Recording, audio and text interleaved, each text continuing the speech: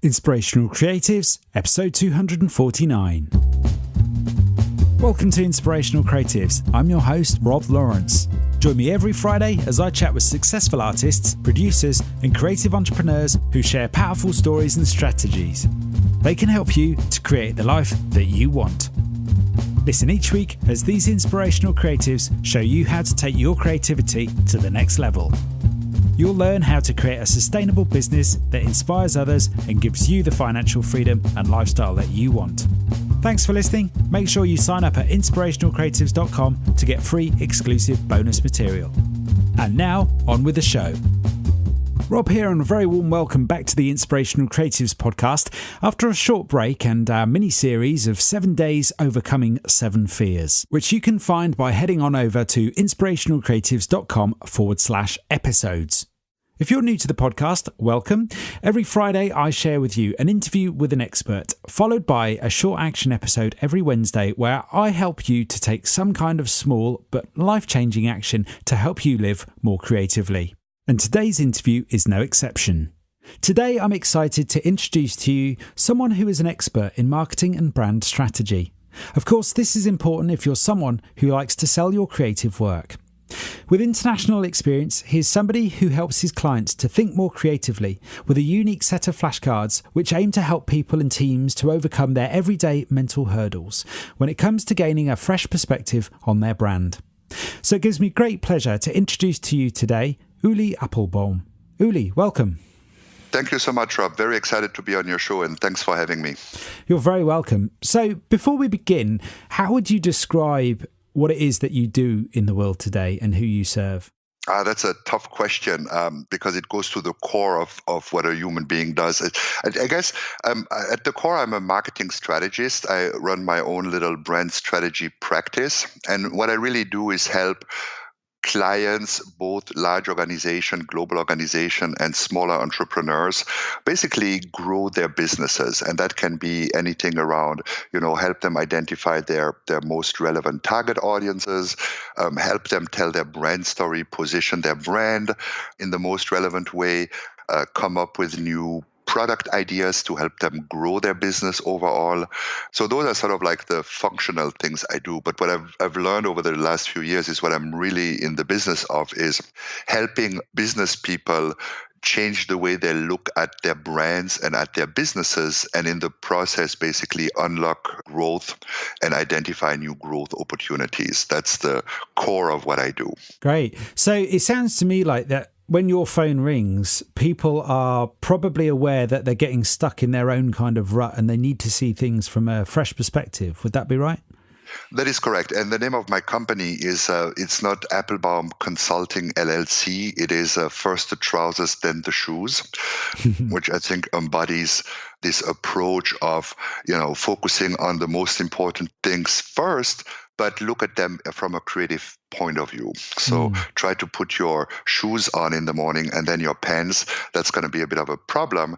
And yet, that happens every day in the business environment. And for some reason, that just, continues to happen. So yes, you don't come to me when you want the standard expected solution. As I said, in that case, I would have called myself Appelbaum LLC Consulting or something like that. So I read on your website that you're an award-winning marketing and brand strategist with over 20 years of experience, which is fascinating. So how did you get into marketing and brand strategy in the first place? Completely by coincidence, to be honest with you. So as you can hear, I'm German. I grew up in Europe. And after college, I went to an international business school. And literally out of the 120 students that were in my year, I think 118 went either into finance or into management consulting. And I, in that process, discovered simply sort of like human motivation and the human mind. And I discovered this by coincidence through a couple of books, whether, it's a book like a classic, which is Ogilvy on advertising. David Ogilvy was the founder of one of the big global agencies, or Positioning, The Battle for Your Mind by Trout and Rees. And I was immediately fascinated by, what people do, why they do it, how they behave, why they behave the way they do. And from a marketing business point of view, what is it you can do or tell them, or what experience can you create to help them change their minds and their behaviors? And so I was immediately drawn into that. I remember my master thesis, I started it as the process optimization of just-in-time logistics, a completely different area on getting your products produced just in time and delivered just in time, to completely shifting this to sort of like the cultural impact of communication, which my thesis coach was really shocked about. That halfway through a 2-year project I changed, but that's how I discovered this passion. And ever since, I've been fascinated by that. And ever since, I'm the type of person, Rob, who would chat up my taxi driver or my Uber driver and ask him everything from where he comes from, what's his family situation, why he does this. So I have this fascination with people and who they are and what they do. And over the years, I learned I can, make a business out of it and make money in that field. So that's how I ended up in that area. That's amazing. As you suggest there, it's all about people at the end of the day, all about relationships. It really is. So what's your philosophy on building a great brand story in that sense? Well, it evolves, right? So the problem is things are changing so quickly, but I think a great brand story is really, on one hand, resonates with its audience. So it's not about a story about a great product. It's a story about how people can integrate this great product or service into their life, what it means to them personally. But the second aspect as well is that it needs to be told in a very distinctive way. And that's where creativity comes in as well, right? Is how do you bring the story to life? And it doesn't matter what channel, it can be an interesting story on Twitter. It can be a 2 or 5 minute movie you produce, but it needs to be brought to life in a way that is different and arresting, so that you want to engage with the content and take the time to listen to the story, if that makes sense. Yeah, absolutely, it does. So with that in mind then, why is it, do you believe, that people struggle developing their own stories, and why do they have to get somebody like yourself involved? There's this saying, I'm not exactly sure how you say it in English, but it's like the shoemaker wears the worst shoes or something like that. Yeah. And I think what I've come to realize over the last few years is that the biggest enemy for our creative potential is actually our brain and the way our brain works. And what I mean with that is our brain is a fantastic organ, right? And it does so many things so well.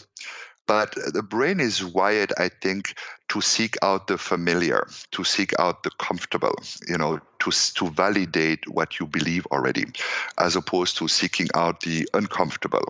And the brain is smart enough to also get us convinced that what we're doing is the right thing. So I call the brain sort of like our puppet master, but also a puppet master that makes us feel good about ourselves, so that we don't question the puppet master. You know what I mean? Yeah.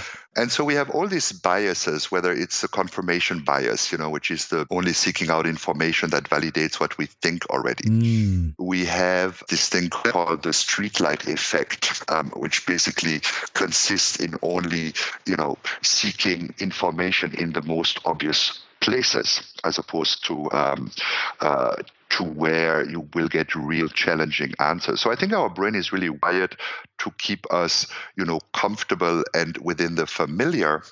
But the cool thing about it is that our brain is easy to trick. It's easy to distract, in a sense, So, and I think that's the biggest barriers, is being able to overcome your own biases and your own sort of like established beliefs and perspectives. And to be able to do that, you often need a third party or an insight or, an external impulse that makes you think, oh my God, yeah, that's another way to look at it, or I haven't thought about this option or opportunity. And I think that's the biggest challenge. So that's why I said in the introduction that, at the core, my job is really to help my business partners and my clients to change the way they look at their brand, at their businesses, at their customers. It's just a little shift in perspective. Yeah, that's fascinating. It reminds me of one of my favorite online artists, Hugh MacLeod, did this drawing once of a picture of a jar with somebody in it and a label on the front of the jar. And the quote for the picture was, "You can't see the label of the jar that you're in." Interesting, yes. It very much reminds me of what you're suggesting there, which brings me on to a question I'd love to ask you. One of your colleagues very kindly sent me a set of your flashcards, and I was really intrigued by these. Having had a quick look at them and a play with them, I very much sense that they are to do exactly what it is that you're suggesting there, to provoke new insights. Could you tell me a little bit more about what they're useful for and how you help people achieve new insights using these flashcards? Absolutely. So the funny thing is the cards, I started to create and produce them 3-4 years ago. The realization what those cards help actually do came only 2 years ago. So actually after I had done it. And the cards basically are very focused on marketing positioning platforms or brand storytelling, if you will. And initially, it was based on an observation I had. I used to work in Europe for a global advertising agency with global clients, and I started to see patterns across clients and across geographies on what made a brand successful. And what I mean with that is, some brands are successful by, for example, claiming their country of origin as the core element of their positioning. Other brands in other categories and even time zones, so to say, might connect with their audiences at a value level, at a purpose level. As we share the same values, therefore, I'm going to create loyalty with my customers. And once I realized there are these patterns, I simply asked myself the question, okay, so how many of these patterns actually are there? And I started to look at over 1,000 case studies of effective marketing. And basically captured these 26 territories or patterns, if you will, which I look at 26 proven effective ways to position a brand. So this was like the first step. And the second step then becomes, I said earlier, and the interesting thing is when a seasoned professional marketing person looks at this card, most of them will look very familiar. Oh yeah, that's a great, I remember that. Yep, that's a great strategy. Or yep, here I have a great example on how this territory works. But when you don't give them the card and ask them to come up with these strategies themselves, they probably will be able to come up with 4, 5, or 6 of those, but not 26. As I created these cards, I then realized that when you have a positioning assignment, or if you want to tell someone's brand story, if you start by looking at those cards, they basically allow you to look at your brand or your service from 26 different perspectives. You can change the frame of reference in which you speak about your brand. You can change how you want to connect with your audiences, or you can change the elements about which you talk to support your brand benefit, whether it's ingredients or the way it's manufactured or the passion behind the engineers behind the product. And I've started to realize that if you use these cards as part of a workshop, which I do regularly, you basically help the brain look at your situation from a different perspective without it resisting, if that makes sense. So you don't ask a brain to overcome a bias. You just say, okay, you're all about brand purpose and brand values, but let's look at your product specs and see how that is different from, everything that's out there. Is there an interesting story element in there we can focus on? And the brains usually are then like, oh yeah, okay, let's look at it, and as you do that 26 times, you basically get a 360 perspective on your brand. And it's really like a jogging for your brain and a very simple way to overcome your mental patterns and your belief system in a sense. Yeah, that's fascinating. You mentioned belief system there. I'd be interested to know that in your experience, do you believe business people are stifled creatively because of the work that they do? I think they are, but I think it's because they think it's the right thing. And what I mean with that is, when you have successful business people that have built several businesses, or, I work with serial entrepreneurs that have built 9 different companies, or when you see senior marketing folks at large corporation, they've succeeded based on a pattern usually, and based on a model. So they think, well, that has worked for me in the past, it's going to work for me in the future. And sometimes it does, and sometimes it doesn't. So that's the first aspect to it. And the second element is simply the culture of most organizations stifle creativity, I believe, as well, because most companies, once they are successful, are wired to preserve success, right? So you're not going to build $1 billion brand and then, just say the next year, I'm going to risk all of that and try to reinvent the wheel completely. I mean, you get fired right away if you do something like that, So it's like, okay, we've created $1 billion brand. We want to grow another 20%. What have we done in the past that will allow us to succeed in the future? And usually that is not the right question to answer because the world is evolving and changing. So yes, I think creativity is stifled, but mainly for the good reasons, in a sense. You know what I mean? Yeah. That's why bringing an external party often helps. And things that I often do is I look at the type of data and market research these large corporations have, and then I often suggest something completely differently, simply because it allows you to ask different questions and get answers from different sources. So, if you have a large company that is really quantitatively focused, I do some more ethnographic oriented work or qualitative work with them. But on the other hand, if a company only relies on qualitative research, I try to help them quantify some of the data they have to help them change the way they look at it. And it's not that one way is better than the other. It's just complement to the way they look at their business and their category. And what I've noticed is a lot of my clients, when they go into this process with me, it's painless. It's not that you need to change who you are and throw away all your beliefs. It's a natural transformation that happens, that when you come out of that, you're like, oh my God, it's a completely fresh way to look at the category, and I have so many ideas now on how to grow the business. And it's it's not a smooth project because there's always a lot of discussion and a bit of tension involved, but the outcome is very gratifying also for the people that are part of the process, if that makes sense. Yeah, absolutely. And holding your cards in my hand here, I can absolutely see that even though they're quite simple and nice to hold, there's some detail around them, which I can see just going through a few of these would absolutely stir up the creative juices. And I guess that's exactly what you're trying to do. That's exactly right. And each card has a little cartoon that visualizes the idea, a short description of what this territory is, and then it has anywhere from 2 to 5 questions to get you thinking along the lines of that specific territory. So again, it's not a complicated process in the sense, okay, so he wants me to connect with, the values of my core audience. How the heck am I going to do this? You'll have 2 or 3 questions that naturally lead you to that answer. Yeah. And one of the things that fascinates me, and I'd love for you to offer a brief explanation, in the corner of each card, there's like a little symbol, and they're different colors. One looks like a book, another looks like one of those location tags, and another looks like one of those sort of lightning bolts. What do they denote?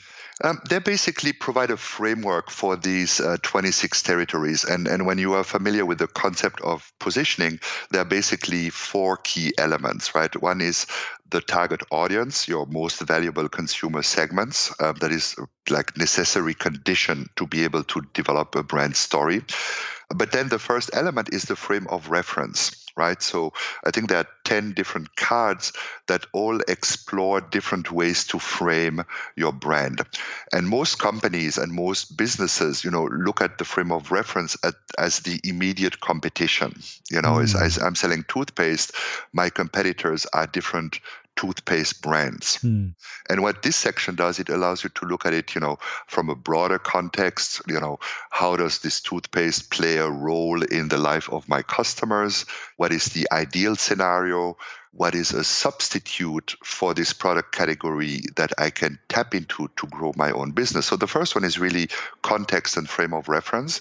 The second one has to do with the way people connect with brands. And it can be anything, or to look at it from the different perspective, how brands can connect with people. And it can be anything from, I have a superior product that provides a superior functional benefit, which appeals to some type of consumers. 2, I'm here to make your life easier. So the level of connection you can explore as well using one of the categories. And the third one is simply deals with the product or the brand itself. And I've learned, my background is advertising, and agencies like to stay away from products and like to avoid talking about products because they think it's boring. But I think in each brand and each product, there is an inherent truth. And what these cards for that category allow you to do is basically bring this truth to life, explore it. And this has anything to do with anything special about the ingredients, the way it's manufactured, where it's coming from, the people that are involved in the manufacturing, and all these kind of things. So the 3 elements, the frame of reference, the type of connection, and the sort of like story you want to tell about your brand to support the first 2 dimensions are what I believe makes a powerful positioning platform or brand story. So it allows you to look at it from these different angles and different perspectives. And the first version I had, the cards you have in your hand, Rob, are already the second edition. The first didn't have that, so I felt the need to provide a bit more structure to make it easier for people to use. Yeah, that makes sense to me. And what I really love about that is that one of the biggest challenges, as I see it, for creative people when we're trying to sell our creative work is trying to imagine what we look like in the eyes of our customers. And I can really see how that framework lends itself to at least going some way to achieving that.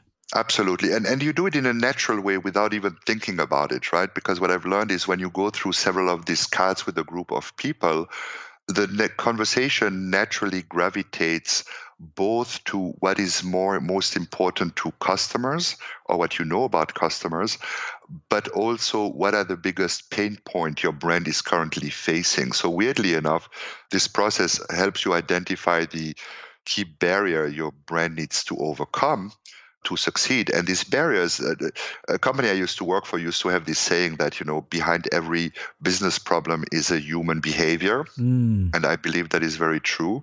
And so what this allows you to do is to basically uncover these human behaviors and the rationale or the reasons for those behaviors. So you naturally gravitate towards the key issues you're trying to address. That's great. So with that in mind, you mentioned risk earlier as well. What do you see as some of the biggest mistakes people are making when they're trying to position their brand? Absolutely. So, and I talked a bit about the biases, but I think that the biggest risk, the first one is not to define your business problem properly. And that is relevant in the context of a business organization that, let's say, manages brands.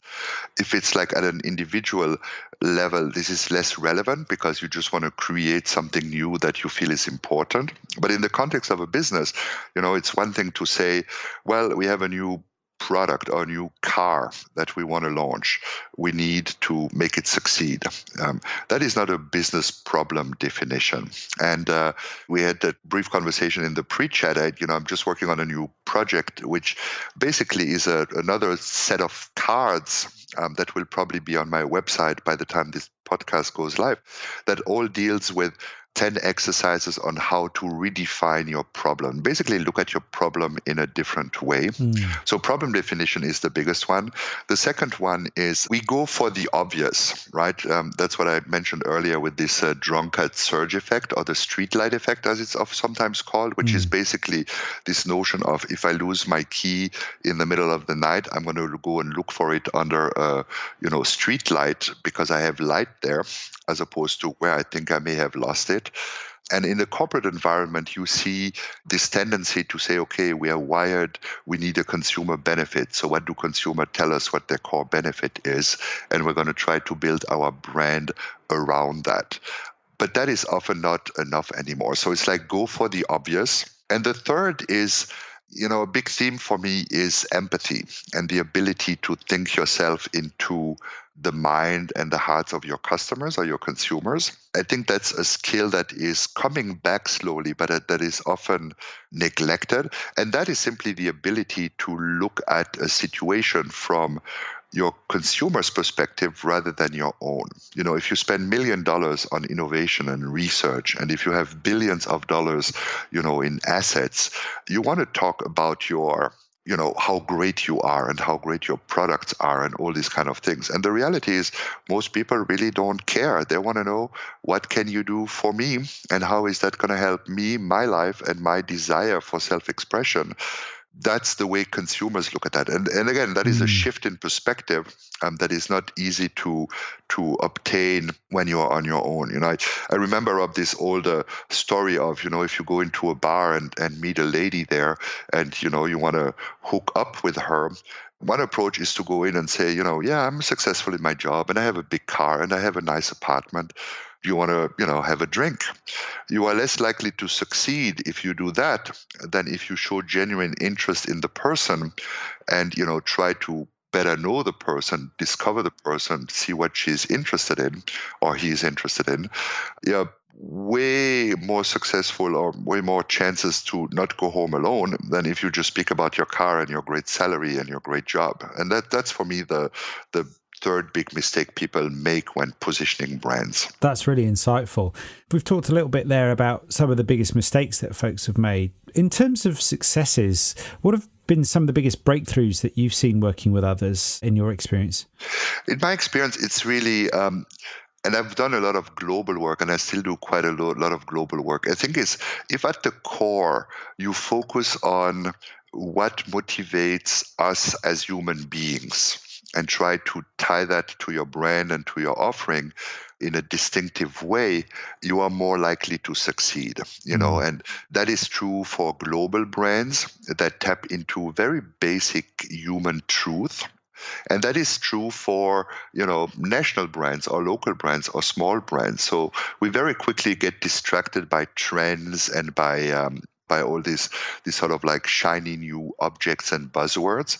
But at the core, it's really about the human behind the role or the data or the statistics or the indexes we use to capture them. So, a few years ago, I did a lot of work for around moms. And actually, I also created this online community for moms. And one of the biggest insight there was, moms are tired of being talked to as moms. They want to be talked to as the individual that also happens to be a mom. And when you think about it in those terms, this is Julie. Julie has 2 kids, a full-time job, and she comes home. The last thing she wants is a brand comes and tells her, Julie, you can be a great mom tonight by giving your kids, this product or this food that is both healthy and they're going to like. Julie wants to know, what are you going to do for me and how are you going to give me a break while keeping my kids busy? You know what I mean? I don't know if that makes sense, but it's a different way to look at your audiences from a human perspective rather than from a role or persona perspective, if that makes sense. Yeah, it does, absolutely. Yeah, because Julie could have a degree in physics. If she's referred to as somebody's mum, then it completely discounts her success and individuality in that sense. That is exactly right. That's fascinating. So what about you, Ulli, in terms of your career and your success? It sounds like you've had a lot of success with what it is that you do, but what have been some of the biggest challenges for you in your own career so far? So it may surprise you, Rob, but the biggest challenges was never professional. It was always personal. And I've always been very driven, very ambitious, never satisfied enough with where I was from a professional point of view. And then 10 years or so into my career, I started to make changes based on sort of like personal reasons, like, moving to the US 15 years ago was a personal choice as opposed to a professional driven choice. And life started to get good when I started to do that. But the biggest challenge was I have twins and I have that are 8 years old now and I have a 6-year-old. And when the twins were born 8 years ago, things changed significantly for me. I mean, you have children as well, so you know how rough the first year can be to try to adjust. But when you have twins, you are basically in survival mode for a whole year. You literally walk around like a zombie. And my wife and I had very low criteria, which was if the kid doesn't turn blue, if the kid doesn't bleed, we are doing good as parents. Yeah.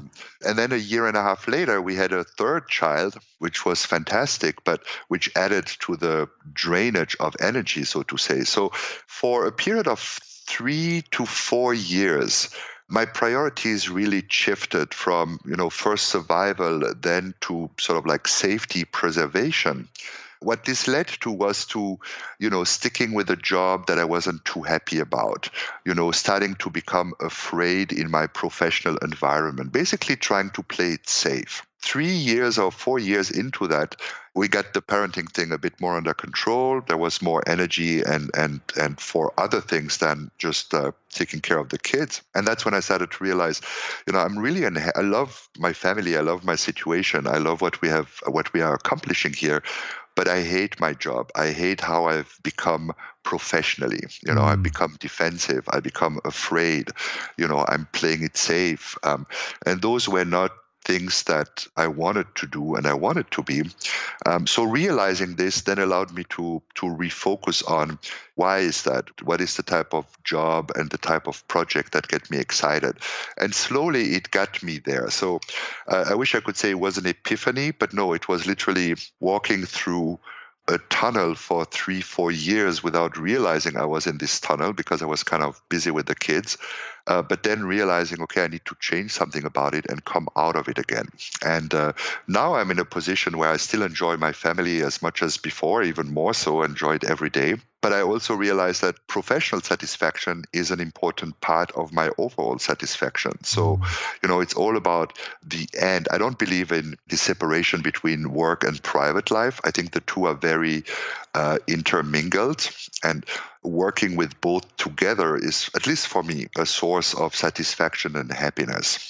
Yeah, I love that. And what I really like about that is I think that is a reflection in my experience of how the world is changing. And absolutely, it ties in very well with what you were saying earlier about all of this stuff, really, at the end of the day, about people in relationships, really. Yeah. Looking at the creative side of what it is that you do, I mean, obviously you've created this set of flashcards and you've created another set now, which is fascinating. From your point of view, what is your creative process? How do you make time for your own creativity? That's a good question. It's going to sound weird, but for me, it's two things I've learned. One is just start doing things. Just, you want to write an article, you want to write cards, you struggle with it, just sit down and write your thoughts down. Just get your juices flowing. And that usually gets you, at least me, within 10 or so minutes, gets me into the right mindset. Then gets me going. And that doesn't mean that whatever I'll produce that day is going to be perfect.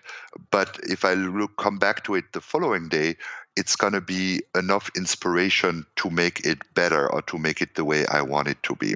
So that is number one. And number two is accept your emotions in a sense. Is when you're an entrepreneur, when you build a business, there's a lot of stress involved with that. There's a lot of fear involved and insecurities involved with that. Is even now I've had these cards for a couple of years now, and they're actually selling extremely well.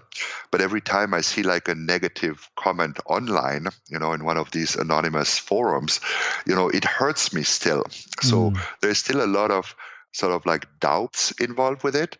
But what I've learned is they are part of the process as well. So there are days, for example, I'll feel, fully energized, fully creative, the juices are flowing, and I'll just go in 200%. And then there are days where I'll be stressed out, nervous, I'll doubt, when I'm writing a blog post, I'm going to think that sucks. It's really uninteresting. And I've learned that accepting those feelings and accepting that you have to go through them to come out of them again is what the creative process is all about. You know what I mean? And it is often said as well, it's like once you try to deal with a problem you are trying to solve, you get stuck. And then you let it sit for a day or two or even a week. And then all of a sudden it comes back to you with a tremendous amount of clarity. That's for me a similar thing. It's like go with it, accept the confusion, the stress associated with it, and trust that you will come out of it with a better idea or better thought. Or even if the thought sucks after the process, you've learned something along the way. You know what I mean? So you come out always better off than you started. So it's really just start doing and accept the roller coaster of emotions you'll be going through to come out at the end. Yeah, that's really great. Chaos is something that I see in any creative endeavor. But I liked what you said there about trusting the process. And even if it's labeled as a failure in any shape or form, you can still learn something from it. That is absolutely true. And you bring up a great point here, Rob, because what most people either don't think about or are not aware of about is there is rigor behind creativity, right? So we like the myth of I was sitting in my bathtub and then I had this brilliant idea. I'm a genius. That works for one person in a billion. And my guess it's going to be that this person, it's going to be not going to be you, me, or your listeners, or 99.9% of the people living on Earth. Once you understand that, and once you understand that behind creativity, there is a process you can go through, there is a rigor you can apply that is going to lead to creative thinking, creative problem solving, or simply just creative solutions. It's in a sense very liberating because, you don't have just to sit there, stare at the wall and think, okay, why is no idea coming? Well, maybe you should do these 3 things to get to an idea and see what happens then. And if that doesn't work, you can do 3 more things, but you're going to come out with more creative thoughts than if you just wait for it to happen, in a sense. That's really nice. I like that. So in my mind, that sounds to me like it's more about lots of mini Eureka moments rather than just big breakthroughs. That's absolutely true. And you still wait for that Eureka moment, and there's still this moment of total confusion that then leads to enlightenment. But you have to go through the confusion to get to the enlightenment, if that makes sense. And that comes back to, accept the insecurity, accept the lack of clarity.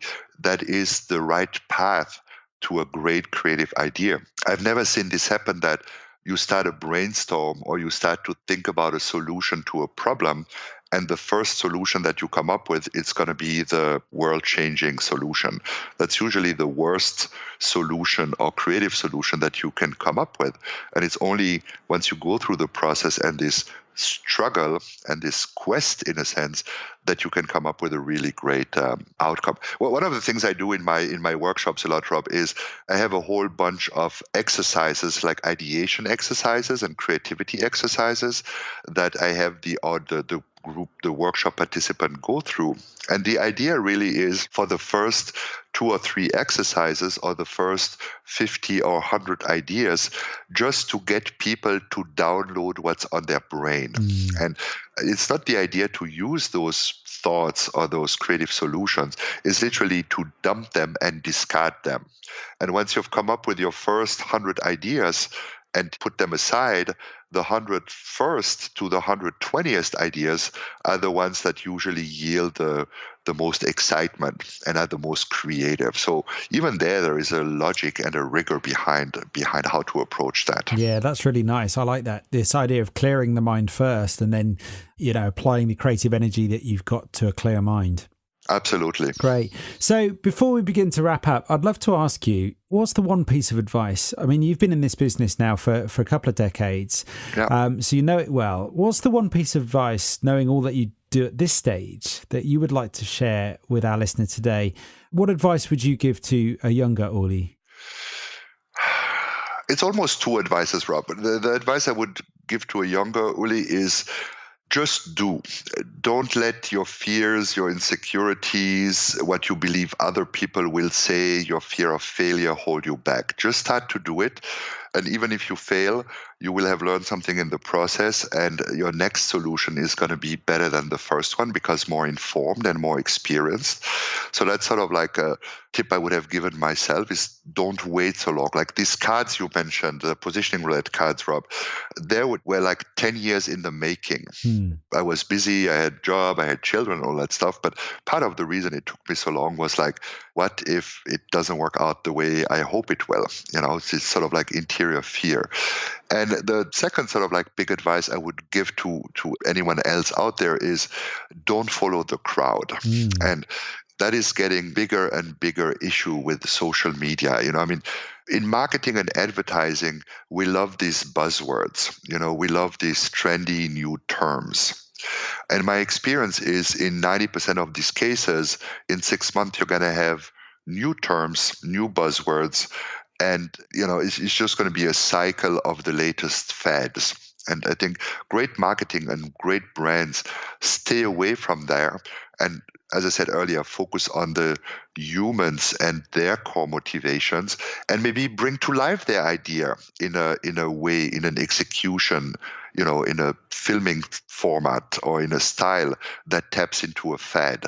But the core is still focused on the human beings and their drivers. So my advice would really be stay away from the mainstream buzz, the crowd behavior. That doesn't lead to great thinking. It's again the brain thing, right? It's comfortable. It makes you feel part of the group.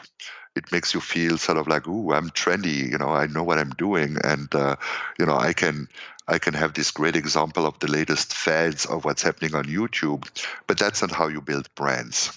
That's how you create fuel fads, basically. But that's not how you are creative per se. Yeah, I like that. It kind of almost gives us permission to follow our own inspiration and curiosity in that sense. That's exactly right. And it's a tough thing to do, right? It's especially everyone say, yeah, we should go left. It's kind of difficult to go and say, well, I'd rather go right. You guys go left, I'm going to go right. It sounds like the right thing to do. It sounds like it's the cool thing to do. But if you are sitting in a meeting with 10 people, and very senior people, many of whom are either, your boss or your client, it's easier to comply and say, yeah, you guys want to go left? That's a great idea. Let's all go left. It takes courage. It takes energy to say, well, let's consider what the option might be. Let's consider doing things differently from what everyone thinks is the right thing to do. So easier said than done. And I'm really not an expert at that because I'm not struggling, but because I'm aware of it. But I have to work on myself to do that as well. Fascinating. So what's the one thing that's inspired you most recently? What is the one thing that inspired me most recently? I think, the interesting thing is people inspire me the most, weirdly enough. I mean, as I said at the very beginning. And what really inspires me now is just to have these random conversations with these random people. I was in an Uber ride a couple of days ago and just spoke to this driver who I think came from Ethiopia. And, he had been living in the States for several years, but his family was still in Ethiopia and he was trying to get them visas to be able to come over. And I mean, think about it. You are separated from your wife and your children for over 10 years and you're working your butt off to be able to get them over here. And the cool thing is his family was 1 month away for getting final approval for the visa. So probably in a couple of weeks, he should finally know this. And just, talking to this guy, getting exposed to his positive outlook on life, getting exposed to, how excited he was to finally be able to be reunited with his family, makes everything else look ridiculous. It makes your next presentation look meaningless. And you come out of this ride and you're like, oh my God, it's so energizing. It's so exciting. And how lucky am I that I see my kids every day and my wife every day, even though my kids drive me nuts every second day. How lucky I am. So that was something that happened recently, but it happens to me on a regular basis. As I said, when I speak to someone and listen to their stories and get exposed to sort of like their background and their dreams in a sense. Yeah, that's a great story. And it does remind us to put things back into perspective in that sense. Absolutely. Yeah.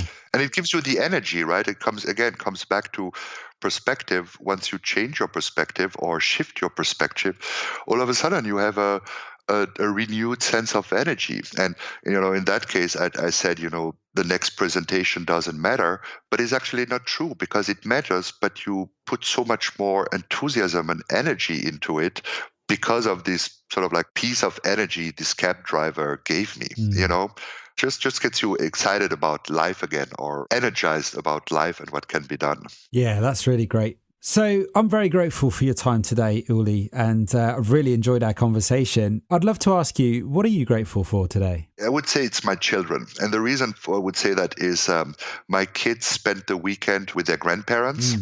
So the house was completely quiet. I mean, it was a perfect weekend for my wife and I. They came back last night, and obviously you can imagine it's complete chaos that explodes. And so this morning we were all sitting at the breakfast table, and everyone was talking at the same time.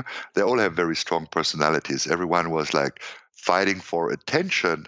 And my initial reaction was, oh my God, chaos again. And then immediately I switched and said, I'm so happy about this chaos. I'm so thankful about this chaos because the family is back together. So very, very close to home, so to say. That's great. Fantastic. So we've talked a lot about you and a lot about marketing and brand strategy today. Is there anything you'd love to add to our conversation today? No, I think you had some great questions. As I'm getting older, I really realize there are so many people out there. When you talk to people, you have so many people out there that tell you, oh, I have this great idea, or I wish I could do that, or I'm going to do that when I retire, or, when the kids are out of the house.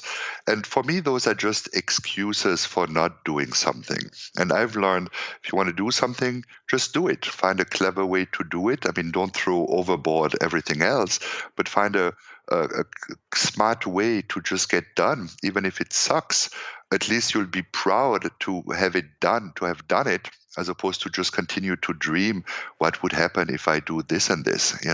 That's for me one of the saddest thing a human being can do is, look back at his life and wish I had done all these kind of things. Yeah. And just do them. No one but you prevents you from doing that, unless you are like a single mom of 3 children that has 3 jobs to sustain her family. Anyone beyond that, for me, should be doing what they really want to do when they feel like doing it, as opposed to trying to defer it or find excuses for not doing it. Yeah, that's great wisdom. Thank you. Finally, where can people find out more about you, your flashcards, and your work, Ulli? Yes, thanks for asking. The best destination is really my website, First to Trousers website, and the address is first-the-trousers.com. And if that is too complicated, I'm sure you'll have a link on your website as well, Rob. Absolutely. But there you'll find my products, my thinking, ways to get in touch with me, and my link to all the other social media channels I have. But that's really the best way to get in touch with me. That's fantastic. Ulli, thank you so much for your time today. No, thank you. A pleasure talking with you, and thanks for having me. Thanks for listening. Nothing beats the stories and advice of an expert to help you raise your creative game. I would love to know what you thought about today's episode, so don't forget to subscribe in iTunes, where you can rate and review the show. If you like this episode, I invite you to share it on Facebook or Twitter with the one person you know who will benefit from the wisdom shared here today. You can find the show notes on inspirationalcreatives.com/podcast. If you have a burning question or a great idea for a guest, head on over to inspirationalcreatives.com/contact, where you can connect with me there.